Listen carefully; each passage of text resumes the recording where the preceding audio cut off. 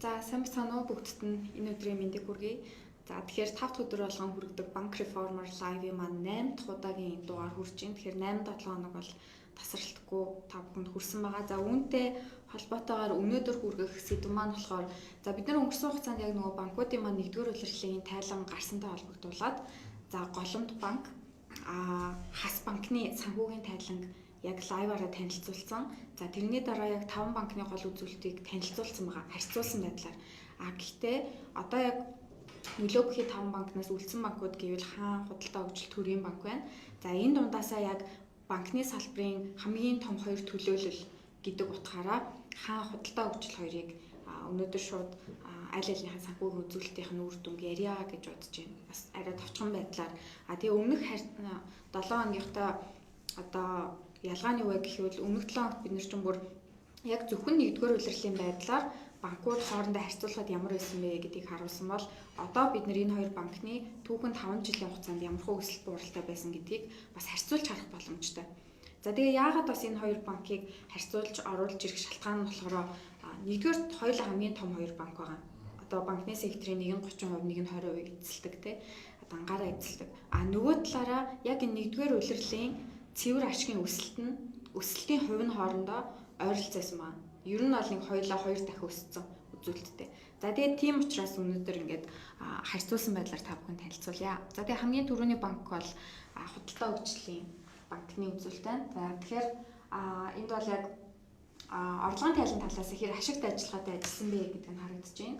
За нэгдүгээрт бол хүүгийн орлого бол тухайн банкны хувьд 157 тэрбумаас 152 тэрбум гэдэг чинь тийм өөрчлөлт бол байхгүй харагдаж байна. Тэгсэн мөртлөө эсвэргээрээ нэгдүгээр улирлын байдлаар хүүгийн зардал маань 83 тэрбум төгрөг хүртлээр 19%-аар буурсан байна.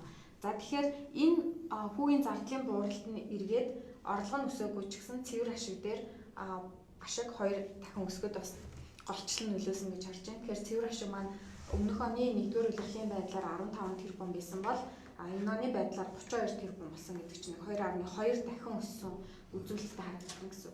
Тэгээ энэ банкны хувьд бас их сонирхолтой дүр зураг нь 18 оноос хойш 1-р улирлуудын дүнг харахад дандаа бууралттай харагдаад байна. За нөгөө талаасаа яг хөрөнгө оруулагчдын хувьд хардаг гол үзүүлэлт маань бол өөрийн хөрөнгийн өгөөж. Энэ үзүүлэлтээр бол өнгөрсөн оны улирлын байдлаар өөрийн хөрөнгийн өгөөж 2.3 гэдэг чинь маш бага түвшинд байсан байгаа. Энэ чинь бол зөвхөн тухайн улирлынх биш бидний тооцоо бол бүтэн жилээр тооцсон гэж харуулж байгаа. Гэтэл яг энэ оны ихээр бол 9.8 болтлоо өссөн. Тэгэхээр энэ дээр бол маш өндөр өсөлт гарч ирж байна гэж харж байна. За гэхдээ яг энэ 9.8 нь өмнөх онтойгоо харьцуулахад өссөн байгаа боловч яг үннийг хэлэхэд бусад банкудтайгаа харьцуулахад тийм өндөр үзүүлэлт бас биш харагдаад байгаа. За тэгвэл нөгөө талдаа шууд бүгдээрээ хаан банкыг хараад үзье. Яг саяны үзүүлэлтийг хаан банкн дээр харахаар энэ мэдээ бол аль түрүү талангт бид нар оролцсон. Гэхдээ лайваар яриад учраас дахиад харчээ. Хүүгийн орлого дээр бол нэг 11% бүр өсөлт орж ирсэн байгаа байхгүй. 269 тэрбумаас 300 тэрбум болтлоо хүүгийн орлого өссөн. Нөгөө талаас хүүгийн зардал нь буурсан. Зардал нь бол 20%-аар буурсан буюу 122 тэрбум болтлоо буураад ирэхээр орлого нь өсөөд зардал нь буурахаар аль алийнх нь нөлөөгөөр цэвэр ашиг өссөн маа. За энэ нөлөөний үндсэн дээр бол ерөнхийдөө бас нэг 2 дахин өссөн үзүүлэлттэй буюу 86.9 тэрбумын цэвэр ашигтай ажилласан. За энийг яг өөрийн хөрөнгийн өгөөжлөнд буулгаад үзэхээр худалдаа хөгжилтэй харьцуулахад харьцангуй өндөр өгөөжийн түвшинтэй харагдаж байгаа. Өгөөжийн хувьд бол дээрээс нь худалдаа дээр өгөөжийн хэмжээ бол ингээ огцом савлаад ирсэн шүү дээ. Тэр савлалтын хэмжээнд харьцангуй бага харагдаж байна. Тэгээ худалдаа дээр бол өөрийн хөрөнгийн өгөөж нь 9.8 бол хаан банкн дээр 23.7 гарч ирсэн. Тэгэхээр нөгөө ерөнхийдөө өсөлтийн цэвэр ашигаараа зөвхөн үнийн дүнгээр нь өсөлтийн тооцоод үзэхэд адилхан өсөлттэй юм шиг боловч яг цаана нь эзэдийн хөрөнгийн өсөлт буюу өгөөжийн тооцоод үзэхээр бараг 2 дахин тэрнээс илүү дүнгээр өссөн дүр зурагтай харагдаж байна гэсэн үг. За тэгээд энэ нь бол мэдээж яг уу зөвхөн юм дээрэж биш одоо зөвхөн орлогын тайлан дээрэж биш бас санхүүгийн тайлан дээрээ бас мөн адилхан дүр зурагтай харагдаж байна гэсэн үг. Тэгэхээр энэтэй холбоотой одоо ганаагаас би бас нэг зүйл тодруулмаар байна л да. Одоо энэ нөлөө бүхий 5 банк маань IPO хийх ёстой байсан тий. Тэгээд энэ 6 сарын 30-наар ер нь банкуд маань яг IPO хийхээр болж гин үү, хийхэргүй болж гин үү? Яг ямар одоо нөхцөл байдал байна? За тэгэхээр Бүгдээрээ мэдж байгаа 2021 оны 1 сарын 29-нд банкны тухай хууль нэмэлт өөрчлөлт ороод үндсэндээ тийм системийн хэмжээнд реформ хийх зохицуултууд өөрчлөлт орсон.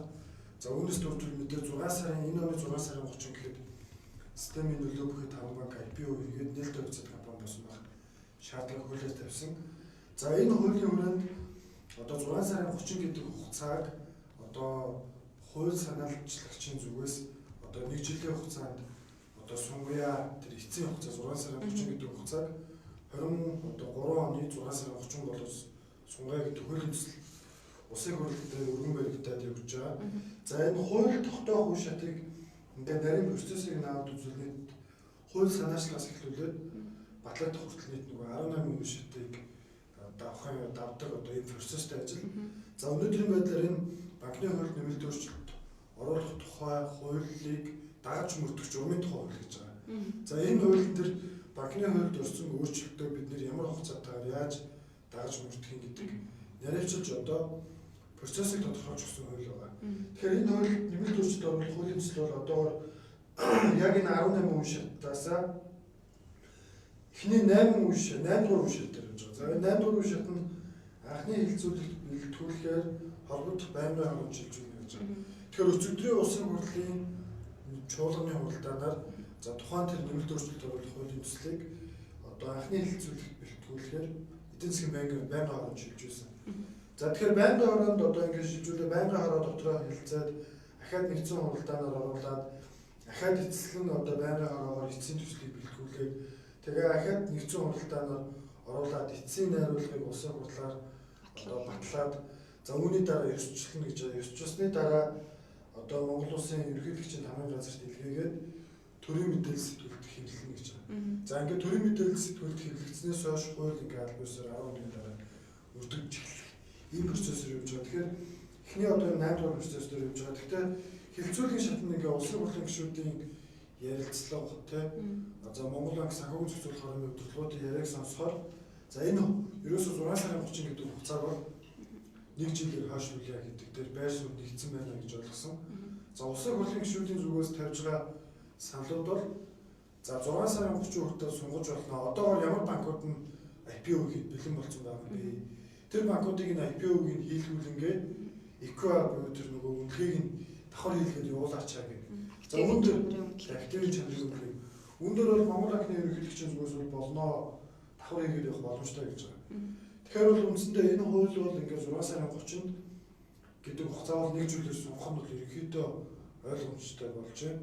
За одоо ингээд яг хуулийнхаа дагуу одоо процесс яваад хууль батлагдах нь бол ер нь бол тодорхой байна гэж харж байгаа. За нөгөөдөөр энэ хууль батлагдахын хажуугаар тэгээ хууль батлагдлаа гэд нөгөө банкуд заавал эрхчлэл рүү шилжих шаардлагагүй. Харин энэ хуулийн хугацаа сунгаж байгаа ч гэсэн одоо бэлэн болсон байгаа санхүүгийн зохицуулах хорооны дараа Монгол банкны ерөнхийлөгч хэлж байгаа хоёр банк бэлэн болсон байгаа гэдэг шүү дээ. Хаан банк холбоотой байна. Тэгэхээр энэ хоёр банк бол одоо энэ бэлэн болсон гэдэг үндслээр энэ одоо 6 сартаа багтаач юм IPO хийх боломжтой гэж харж байгаа. За хуулийн хугацаа сунгаж байгаа ч гэсэн. Тэгэхээр процессын хувьд бол ер нь бидний харж байгаагаар баг 3 банк бэлэн байгаа байхгүй тий. За жишээлбэл голомт банк, хаан банкны хувьд бол бүх одоо хүнлэнгийн хууль аудит үнэлгээний компаниудаар дүгнэлтээ гаргуулсан, үнцаасны танилцуулга бэлтгэсэн, санхүүгийн зохицуулах хороо хөрөнгийн биржид өгсөн. Буюу одоо яг зөвшөөрөл аваад IPO хийхээ хүлээж байгаа гэж ойлгож байгаа. Тэгээ зөвшөөрлөн хизээ гарах уу гэдг нь энэ 5 сард ч юм уу 6 сард ирэх хорооны асуудал бол явж байгаа. Хас банкны хувьд бол сүүлд одоо цэвгээ захирлын хэлжсэнээр бол тий бид нар бол бүх юма бэлтгэсэн байгаа. Тузаараа шийдвэрлүүлээд хороонд материалаа өгөх хүлээгдэж байна. Яг 5 сар ихээр хэлжсэн. Тэгэхээр одоо баг хүчин ч үж магадгүй тий яг тэр талаар бол сүүлийн мэдээлэл авах байна.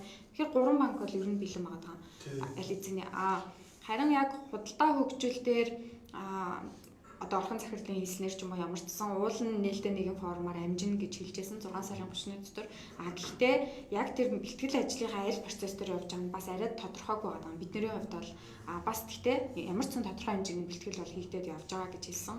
За төрийн банкны хувьд бол бас тодорхой хэмжээнд амжихгүй байх магадaltaйг бол бид нэр ярьжсэн тийм. Одоо IPO хийх ажлыг шийдвэрлэсэн байгаа шүү дээ. Гэхдээ түрүү жилийн 6 сарын 30-наар бол хороод нөгөө материал өгөөд Монгол банкнаас бол юу атсан байгаа шүү дээ. IPO гаргах төлөвлөгөөгөө бол нодлон 6 сарын 30-наар батлуулаад авсан. Тэгээ ямар ч хэлсэн нэг дотроо процессаас явж байгаа шүү дээ. Тэгэхээр бидний хүлээлтээр бол уул нь 3 банк ингээд бэлэн болцсон байгаа. Тэгэхээр яг саяны Ганагийн хэлсэнчлэн ер нь за нэг жилээр сунгасан ч гэсэндээ эцсийн шийдвэр гараагүй байгаа гэсэн. Үнэхээр нэг жилээр хугацааг хойшлууллаа гэдэг нь одоо IPO хийх хугацааг хатуу хойшлуулж байгаа биш. Зүгээр IPO одоо тэр хүртэлх хугацаанд IPO хийж болно гэдэг одоо хугацааг нь тавьж өгч гинэ л гэдгийг харж байгаа шүү дээ. Тэгэхээр бэлэн банкуудын хувьд бол одоо хийхэд асуудалгүй байх болов гэж бид нэр бас таамаглаад байна л та тийм. Тэгээд одоо нэмж хэлэхэд бол одоо нөгөө олон нийтийн дунд бол янз бүрийн тайлбарууд өгч байгаа тийм. За ингээд хойшлуулчлаа ингээд бүх юм ингээд одоо ингээд байгаа зэгтээ ингээд зогсоод их шилжүүлж шийдлээ гэдэг ч юм тийм. Тэгэхээр яг өргөн барьсан хуулийн төсөл бол 1-2 зүйл залттай л хууль байгаа. Тэгэхээр энэ хуулийн одоо нэгдүгээр зүйл дээр нь зөвхөн одоо тэр 2021 оны 1-р сарын 29-ний өдөр батлагдсан одоо тэр тухайн хууль дээр байгаа 4-р зүйлийн 22 оны 6 сарын 30 гэснийг 23 оны 6 сарын 30 гэж өөрчлөлтгөөл гэсэн агуулгатай зөвхөн энэ хуульд орж байгаа нэмэлт өөрчлөлт бол үндсэндээ энэ огноог л өөрчилж байгаа. Тэгэхээр энэ 1 жилийн хугацаагаар сунгаад дунд нь бол одоо ингээд хуулийн төсөл батлах явцад ингээд хэлцүүлүүд өрнж байгаа шүү дээ. Үүний хүрээнд бол бэлэн болцнууд нь IPO хийж байгаа, хажуугаар нь активын үнэлгээг хийгээ явуучих боломжтой гэдэг байгаа тийм. Тэгэхээр бидний зүгээс харж байгаа онцгой бол за хугацааг бол илүү одоо нөгөө одоо урт байдлаар одоо ингээд хойшлуулж байгаа юм. Гэхдээ наан амжуулж чадах юм уу банкуд бол IPO хийхээр байна гэж ойлгож байна. Одоо энэ дээр бол эдийн засгийн байнгын хорооны дараа Монгол банкны ерөнхийлөгч улсын хурлын гишүүд бол одоо нийгэмд бол ийм хэлцүүлэг яваад байна. Гэхдээ хуулийн төслийн агуулгаар бол 6 сарын 30-ыг сунгаж байгаа ч гэсэн бэлэн болцнууд нь 8 IPO хийх боломжтой. Монгол банкны зүгээс EQR-ийн үнэлгээгээ зэрэг хийх явах боломжтой гэж хэлдэг байна. Тэгэхээр бол энэ хуулийн хугацаа сунгаж байгаа ч гэсэн одоо ингээд мөнгөө бэлдсэн хөрөнгө оруулагчид зөндөө байгаа. 50 тэрбум төгрөг татсан бас хөрөнгө оруулалтын сан байгаа. Тэгэхээр үе шатаагаар ингээд хугацаа сунгаж байгаа ч гэсэн IPO өмнөд хийгдээд одоо явах нь ойлгомжтой л байна гэж бодож байна. Манай зүгээс бол тийм. Зөв. Тэгээд ерөнхийдөө бол нөгөө банкны реформ хийгдэнэ гэж яриад байгаа боловч те энэ IPO ч нь өөрөө давхар хөрөнгөний зах зээл дээр давхар маш том реформ хийгдэх гээд байгаа. Тэгээд яг нөгөө ийм бас асуултууд байсан шүү дээ. Яг банкуд IPO хийхэд тэр таныг 500-аас 700 тэрбумын хувьцаа зах зээл дээр одоо нийлүүлэгдээд ороод ирэх нэ. Тэр үед яг энэ зах зээлээр авах тал байна уугүй юу гэдэг дээр айгүй их маргаан гарч исэн бол яг сүүлийн үеүүдэд бол банкны одоо удирдлагуудын зүгээс ч тэр тэ мэрэгчлэнүүдийн байр суурийг авч үзэхэд бол банкуд маань аль хэзээний бас тодорхой хэмжээний одоо тийм софт сел бол хийгээ явцсан тий. Тэгээ ерөнхийдөө бол тодорхой хуваа өөрсдөө бие дагаад ингээ борлуулсан байгаа тий. Энэ маань нөгөө одоо борлуулагдахгүй байх эрсдэл өөрөө харьцангуй бага наа гэдэг байдлаараас тайлбарууд өгсөн байгаа. Тэгэхээр ерөнхийдөө бол бас төрүүлж гарч байгаа банкуудын хувьд бол бидний хувьд одоо нөгөө юу гэдэг 6 сарын 30-ныхаа дотор гарахад ийм эрсдэлтэй зүйл харьцангуй бага байна л гэж харж байна л да. Тэгээ нөгөө төгөр одоо ерөнхийдөө олон улсын валютын сангийн зөвлөмжид үндэслэлээ гэж одоо тайлбарлаж байна шүү дээ. Гэхдээ тэр зөвлөмж бол одоо өнгөрсөн оны 12 сард гарсан шүү дээ. Тэгээд тухайн үед бид нөгөө лайваар мэдээлжсэн тийм. Манай компаниас мэдээлэл гараад одоо лайваар мэдээлжсэн. Тэгэхээр зөвлөмжийн хувьд бол бас сайхан гараагүй. Одоо гараад бол 5-6 сар болсон тийм зөвлөмж байна. Гэтэл яагаад яг одоо тэр зөвлөмж дээр үндэслэж тэр гарч ийн гэдэг нь бас тодорхойгүй байгаа тийм. Тэгээ нөгөө төгөр яг нөгөө хуулийн төслийг өргөн бариад яг энэ хугацаа сунгахтай холбоотой тийм 11 үндэслэлийг бол гаргаж ирсэн билээ. За энэ 11 үндэслэлийн нэгд нь бол яг олон улсын валютын сангийн зөвлөмж болж байгаа гэж. Одоо хуулийн төслийг үзэхээр тийм байна. Тэгээ нөгөө төгөр бол яг эдийн засгч нар бол бас саналаа одоо нээлттэй илэрхийлж байгаа тийм. Одоо coin одоо түрүүн жилийн 21 оны хугацаанд coin-ууд одоо шинээр гараад 6 их найт төгрөг одоо өчтөр хөрөнгөний зах зээл дээр эргэлзсэн гэж байна шүү дээ.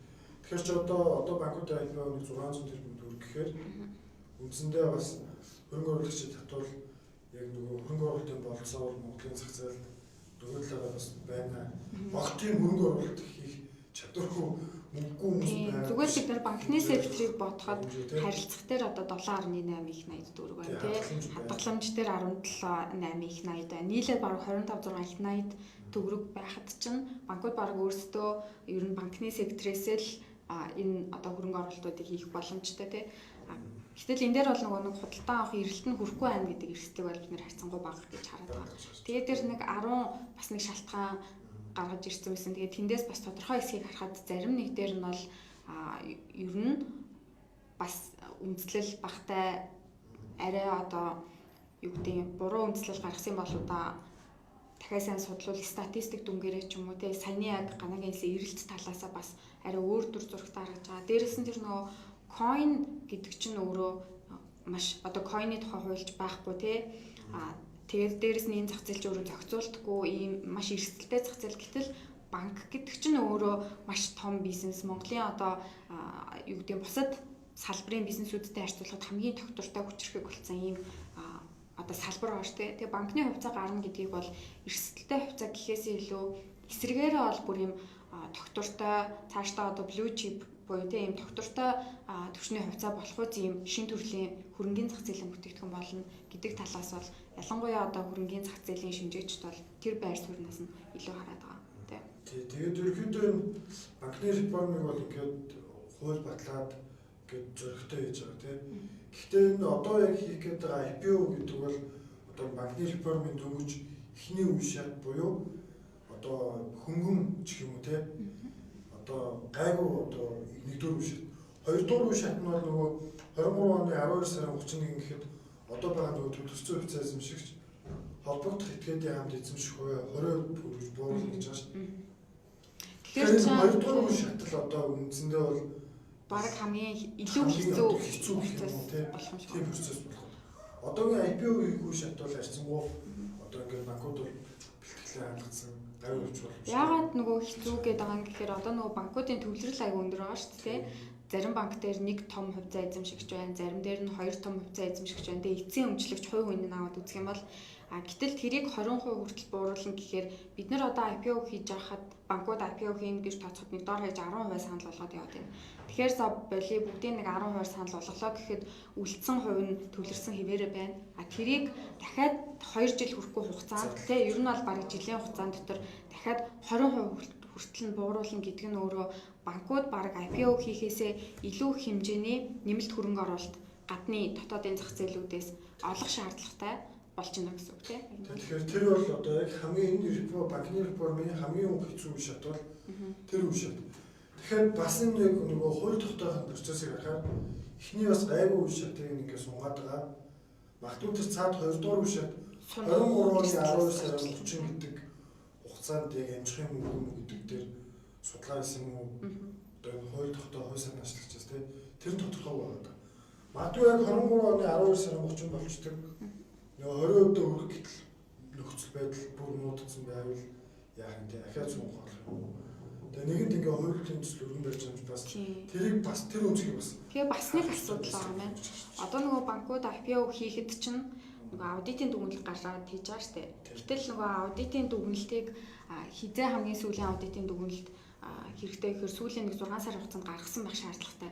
Гэтэл энэ хугацааг орчлуулад ирэхээр банкуд маань дахиад аудитын үнэлгээний дүгнэлт хийлгэн тэрэн дээр хугацаа алдна нэгдүгээр хоёрдугаар бас маш хэмжээний дахиад зардал гарна тий. Яг нь мэдээж аудитаа тогтмол хийлгээд явна. Гэхдээ яг нөгөө дахиад IPO бэлтгэл ажил үргэлжлээд явна гэсэн санаа.